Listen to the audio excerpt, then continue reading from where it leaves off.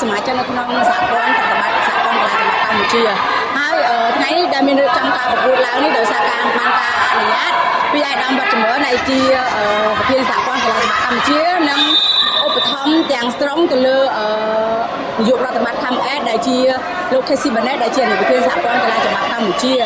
លើកនេះក៏ជាលើកទី2នៃកម្មវិធីការប្រកួតកីឡាចម្បាច់យុវជន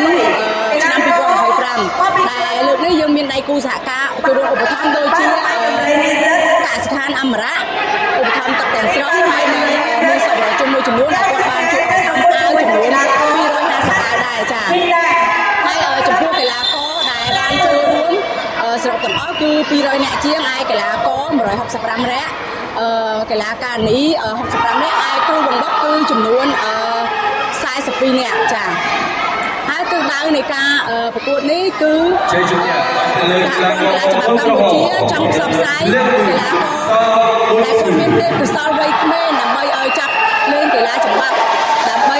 ទី1សុខភាពទី2រាងកាយគាត់មាំមួននិងទី3ជួយផ្សព្វផ្សាយក្មេងៗឲ្យចូលរួមកីឡាចូលរួមលេងកីឡាឲ្យបានច្រើនចា៎